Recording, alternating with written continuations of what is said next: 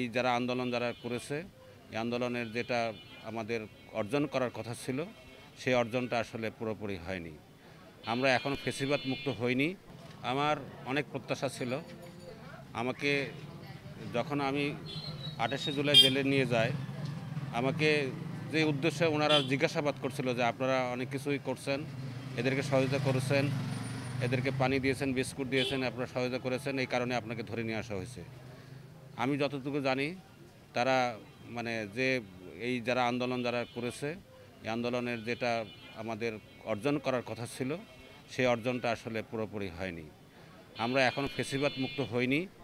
আমাদের আকাঙ্ক্ষা যেটা ছিল, আমাদের সন্তান জীবন দিয়েছে, সেই সন্তানের জীবনের বিনিময়ে আমরা স্বাধীনতার কিছুটা স্বাদ পাচ্ছি বটে, কিন্তু পুরোপুরি স্বাধীনতা আমরা সেটা পাইনি। আমরা একটি বছর পার হয়ে গেল, কিন্তু সেখানে আমাদের অর্জন যেটা হওয়ার কথা ছিল, সেই অর্জনটা আমরা এখনও করতে পারিনি। তা আমি মনে করি এই আজকের এই দিন নতুন করে শপথ নেওয়ার দিন।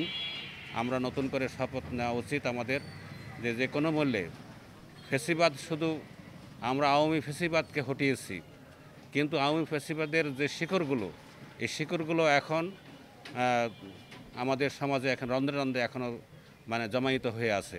তারা সুযোগ বুঝে তারা যে কোনো মুহূর্তে আবার মাথাচাড়া দিয়ে উঠতে পারে। আরেকটি বিষয় হচ্ছে যে আমরা আন্দোলন সংগ্রাম করেছি, এই আন্দোলন সংগ্রামের আমাদের সফলতার সুযোগ নিয়ে আমরা নিজেরাই এখন ফ্যাসিবাদের কাছাকাছি আমরা পৌঁছে যাচ্ছি। এটা আমাদের সবচেয়ে দুঃখজনক বিষয়। আমি মনে করি এর অবসান হওয়া দরকার। বাংলাদেশে নতুন সংবিধান হয়ে এই জুলাই অভ্যুত্থানের আমাদের যে ঘোষণাপত্র সঠিকভাবে বাস্তবায়ন করার জন্যে আইনি সিদ্ধান্ত নিয়ে এটা বাস্তবায়ন করা উচিত। এটা না হলে আমাদের পরবর্তী যে কোনো মুহূর্তে আমাদের এটা ধ্বংস হয়ে যেতে পারে। আমি এটাই মনে করছি।